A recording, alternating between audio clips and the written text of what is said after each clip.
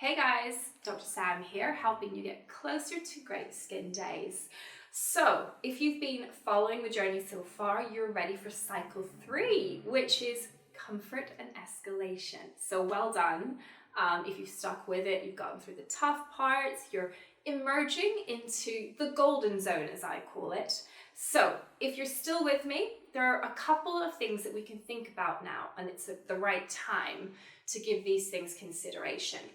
So the first one is, are we ready to up the ante and use a retinoid of a greater strength? As I've mentioned before, I tend to see patients back for their first visit after 3 months of 2 skin cycles, because firstly, it gives me a sense of what can be achieved with the lower level of product that I've recommended. And it's enough time for most people to be comfortable, to be tolerant, and for us to really get a flavour of what is achievable with that particular strength. So reasons to up the ante and go to a higher strength. Well, firstly, it's because you like what you see and you want a bit more of it. I think it's very important, though, to define the goals, because for many people, there will be no need to go higher. And this is something that I've found in my practice more and more the longer I've been practicing. In the past, because there was a higher strength, maybe, let's push towards that. That should be the goal. No, the key things are, is my skin brighter? Is it clear? Is my skin tone improved? Are my blemishes well controlled? Are my pores clearer? All of those things. Those are the measurable goals that we've set for ourselves when we started our retinoid journey. There is no need to push your poor epidermis any harder if you've achieved those things. But if you're super comfortable and you're not getting dry days where you're having to skip your retinoid, and I think that is a key sign that you're ready to go up a strength, is that you're comfortable, that your skin is now behaving normally, albeit with the enhancement of the retinoid. It's time to think about going to a higher strength.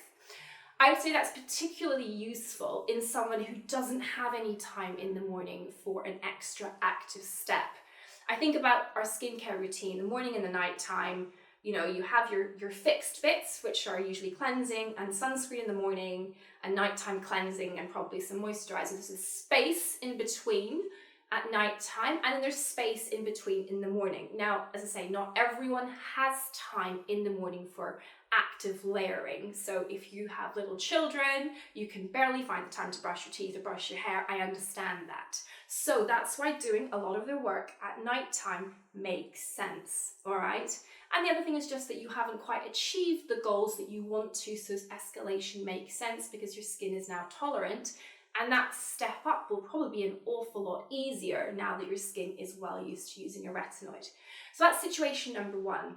Situation number 2 is, do we want to now think about combining with other active ingredients to tackle other issues that are in perhaps a more specific way? So you might want to work more specifically on pigmentation if you say have melasma, and that would mean ingredients like vitamin C, azelaic acid, maybe even on prescription, something like hydroquinone. So you would target your concern with the right ingredients.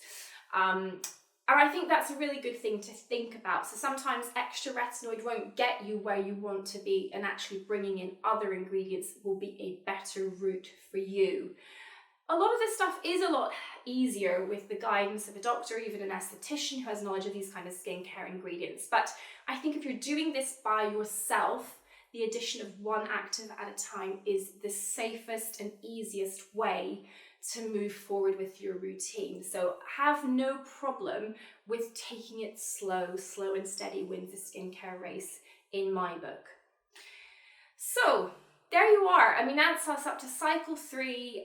You're evolving nicely, I imagine. You can certainly think about doing things like treating your neck into décolletage now that you have a level of comfort with these powerful ingredients and you really know where you are. So there's lots more that can be done. But what I hope I've done is give you a good framework to safely and comfortably start an ingredient system that really will pay dividends for years to come. I'm really looking forward to seeing your questions on this, guys. It's a big topic and it's one very close to my heart. So I hope you've enjoyed this series, and if you do, give us a thumbs up and subscribe, and I'll be back soon. Bye for now.